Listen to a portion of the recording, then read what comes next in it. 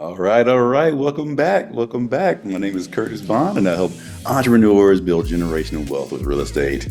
Have you ever wanted to begin investing in real estate but have no idea how to get started?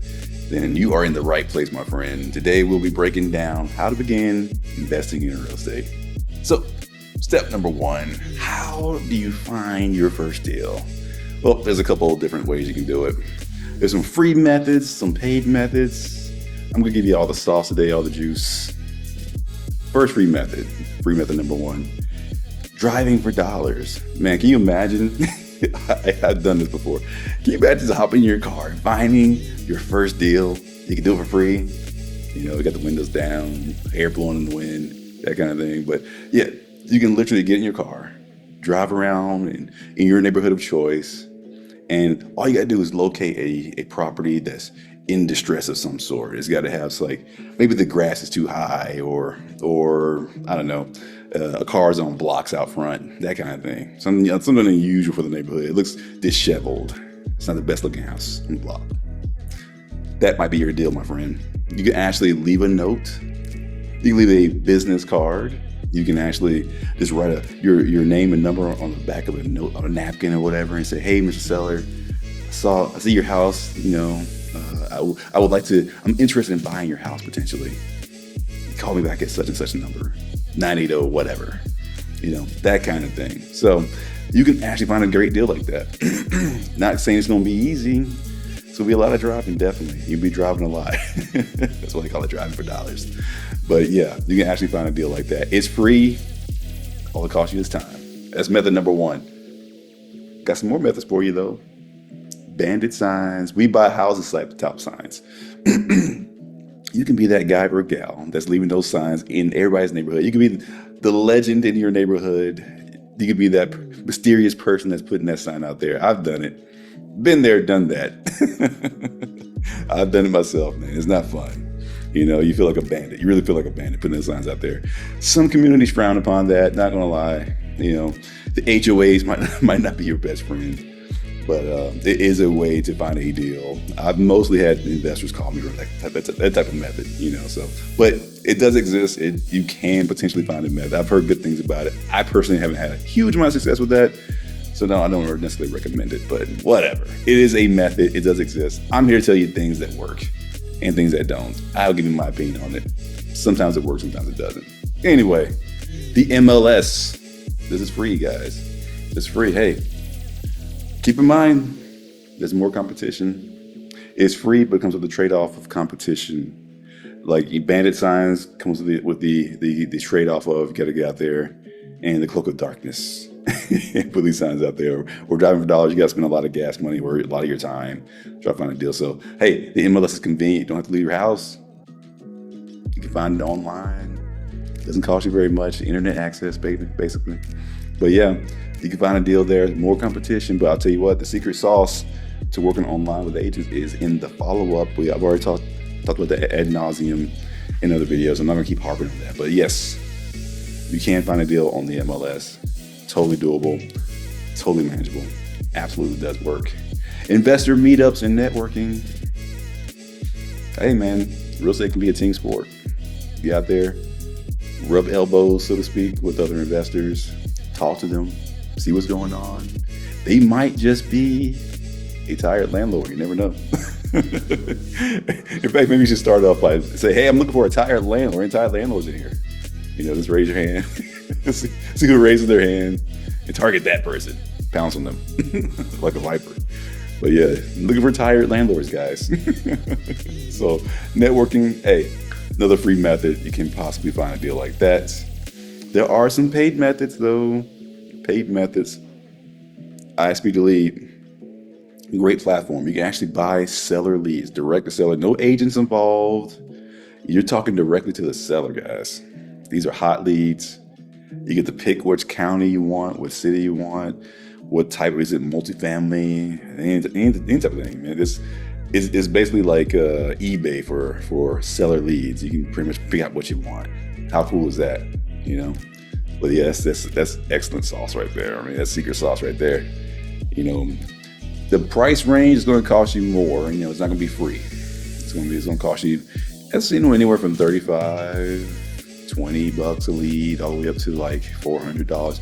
It depends on how specific you get. If you get super specific, and I need a house on Pennsylvania Avenue, and I need whatever, I need to be next to a lake, then those type of leads get more expensive. The more specific you are, the more expensive the leads get.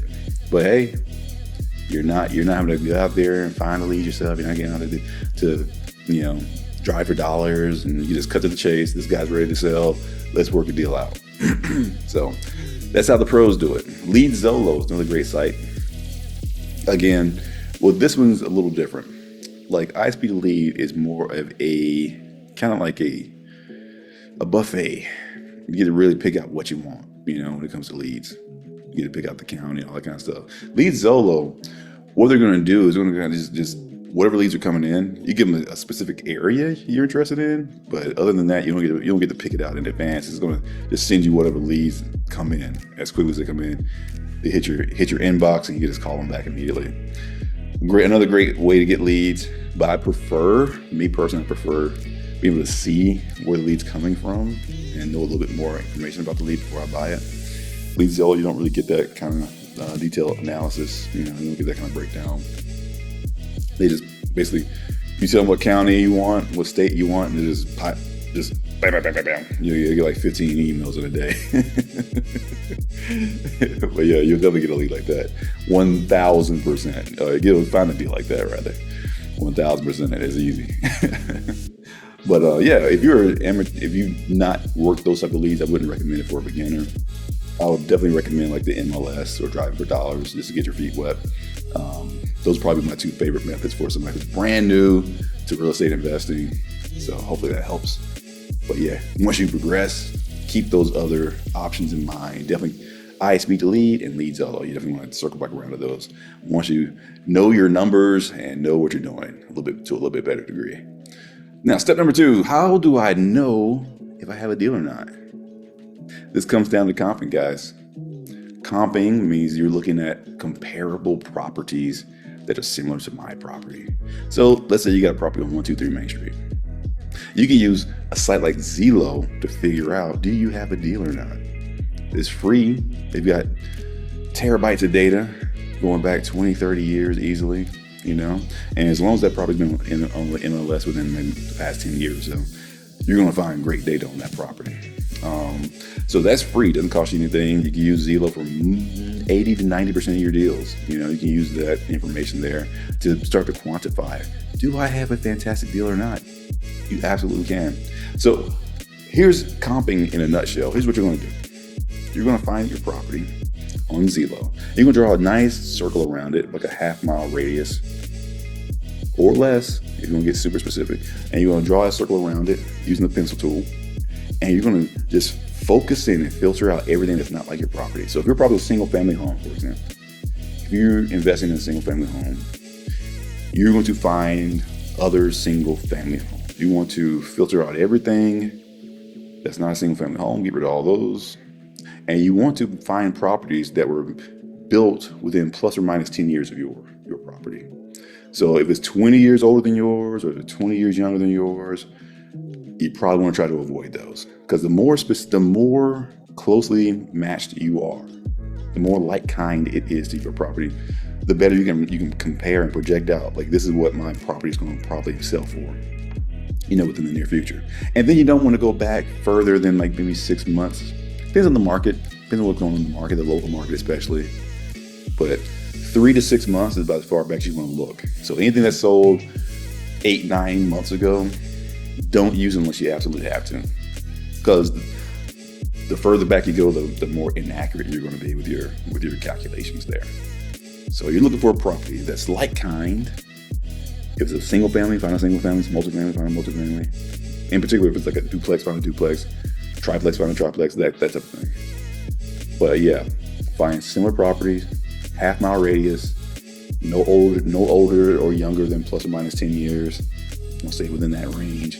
And then on top of it, you want to make sure, now I'm just lost my train of thought. But anyway, whatever. You keep going, you narrow it down.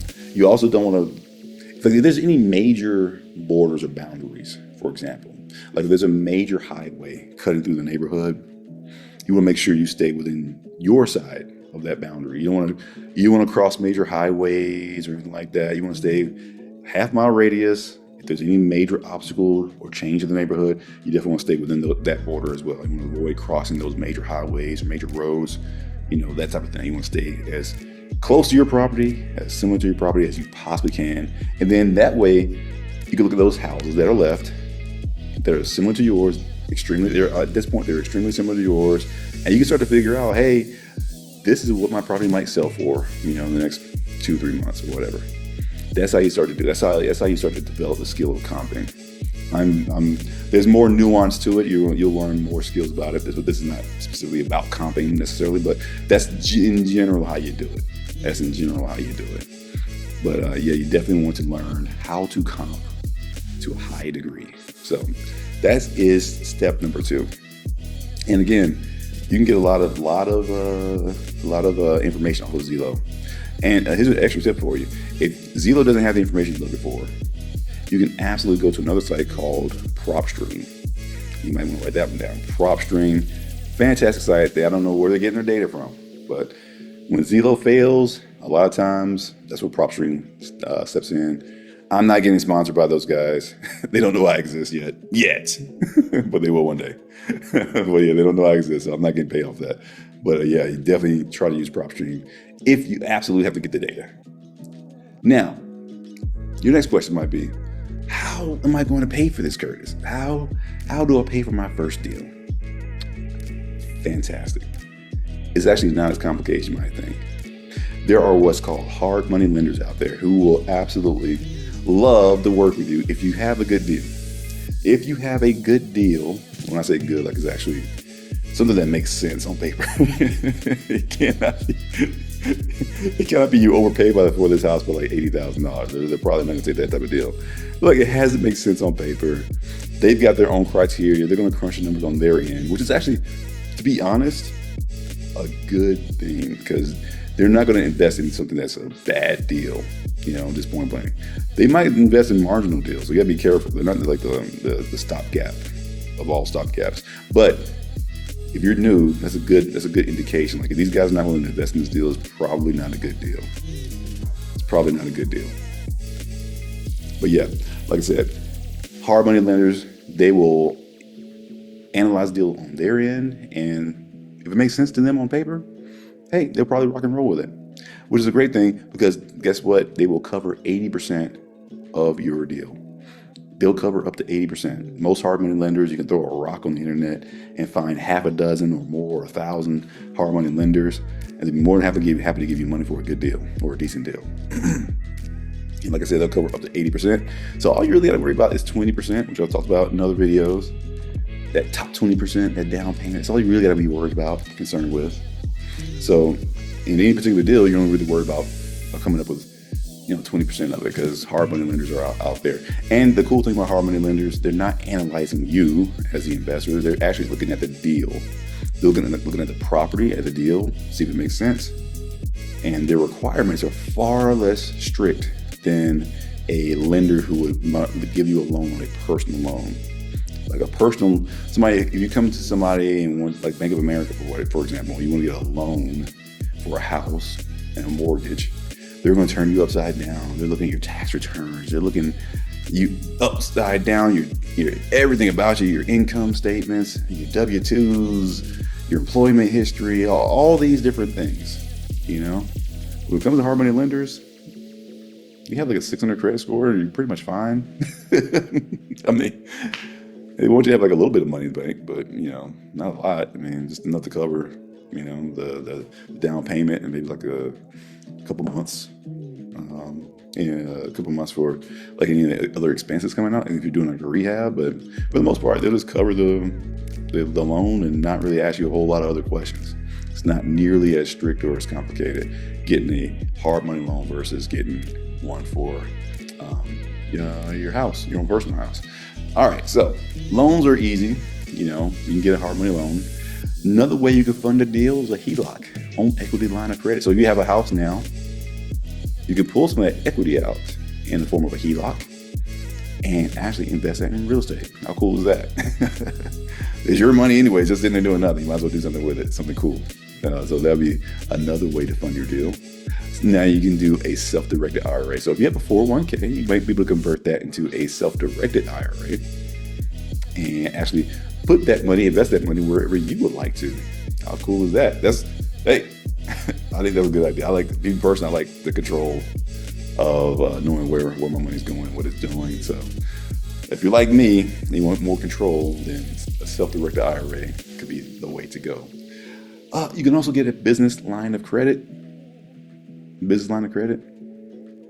can go to a bank. Let's say, now here's it's kind of off topic here. We're not off topic. I'm getting ahead of myself, but you should always use an LLC whenever you're investing in real estate. You never want to put it in your personal name because you can be sued personally in case something happens, like a tenant sues you or some GC some general contractor gets hurt on the job or something like that. They can sue you personally. So you always want to make sure you are investing, creating an LLC for every single property that you have and shielding yourself like that from any type of liability or a tax or anything like that with your personal assets. So that's free advice. Use that, please. Definitely do that. But yeah, if you have an LLC, which you should set it up, you can go to a bank and they'll give you what's called a business line of credit. And it's basically a credit card. And for businesses, they give much higher limits than they would for an individual. You're talking $10,000, $20,000 right there. So, hey, depending on your deal, maybe if you walk to Bank of America right now and with very little questions asked, get a credit card with like a $20,000 limit and you can go buy a house. Boom. It's a crazy world, guys. A crazy world. Or here's a nuclear option. Let's say you don't want to go any of these other routes for whatever reason. Well, you can actually ask the seller to be the bank for you. It's a crazy idea. I mean, it definitely works. I mean, realistically, the seller can accept whatever offer you make to them. So if you say, Mr. Seller, I don't want to get a bank loan for whatever reason. It can be any number of reasons. Well, you can say, I don't want to get a bank loan. Would you mind being the bank for me? And I'll pay you directly monthly for the mortgage. I'll pay you for the mortgage instead of the bank. There you go. You can even negotiate where there's $0 out of pocket, $0 down. You can do whatever you want, as long as the seller agrees to it. I mean, you're going to find that most sellers don't want to do that. But there are sellers out there who will do that for whatever their reasoning is. It's not really your business. Some sellers just don't want the headache of having to manage the property anymore. And you're doing a huge favor just by taking over that headache for them. You just made a solution for them. So I'm not saying you're going to find that all that often, but you can absolutely find it, and you will if you're determined enough. You absolutely will. All right, so last step. What should you do for long-term success? Like I mentioned before, 1,000% set up an LLC. You have to set up an LLC. I recommend setting up an LLC in the state of Nevada. In particular, there's a company up there called NCH. Big shout out to NCH, but yeah, NCH will set it up for you. If you look you'll find them. If you look them up, if you Google it, you'll look them up. They'll incorporate your company, your LLC in Nevada. And the cool thing about Nevada is, I think up to this point, nobody's ever been sued personally. As long as their company's operating legally, that nobody's ever been sued personally from their LLC. So if somebody sues your LLC in Nevada, there's almost no way they're getting around your LLC and suing you. So that's a huge tip. Please use that. Hope that's provided value for you. But yeah, definitely do that. I definitely did. So yeah, Nevada will protect your assets like nobody's business. Next thing you need to do, home inspections. Absolutely get the house inspected. Do that during what's called a due diligence period. Now, in your contract and when you're making offers on properties, one thing you always want to have is a due diligence period. It's a period set aside in your contract that says to the seller, hey, Mr. Seller, I'm making an offer on your property, but it's contingent upon it passing an inspection to my satisfaction. And you give yourself like a window of time to have that done. That might be like something you negotiate. I like to have 10 days. I like to have 10 days to inspect the property.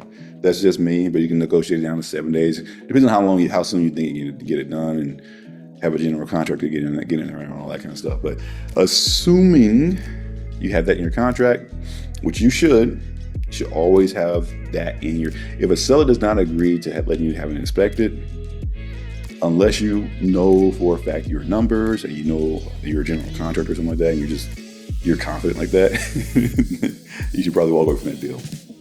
They're probably hiding something. Almost definitely hiding something from you. So yeah, you definitely want to make sure you have the inspection period baked into your contract. That's why you got it. That's why you got a contract.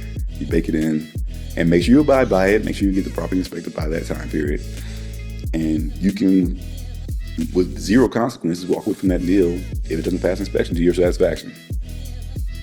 So it's like a safety net for you. Make sure you know what those dates are. Don't forget those dates. Don't forget those dates. All right, so yeah, definitely get the property inspected, 100%. Property management. You definitely want to have property management placed if you're keeping the property long term. If you're going to flip it or something like that, disregard this. But if you're going to keep that property for long term, please, by all means, get property management in place. Don't become a tired landlord. There's a whole category of leads that are called tired landlords. And they're called that for a reason, because landlords, they be bugging. they do not, for whatever reason, put property management in place, and it causes all kinds of issues down the road. So you definitely don't want to be that guy or gal. Make sure you put property management in place. It's super cheap, guys. Costs you almost nothing, maybe like $100, $200 it depends on your state, but usually around $100, $200, something crazy cheap like that. And it's more than worth it, because they're going to raise the rents for you. They're going to do all these cool things. They're going to take those crazy calls in the middle of the night, in case of something's broken, so the tenant's not calling you. So do yourself a favor. Don't become a tired landlord. Please put property management in place. So if you would like to take your real estate investing career to the next level, then you can check out my free masterclass at deal90days.com. or click the link below. Thank you so much for your time. I hope you had a wonderful experience, just like I have.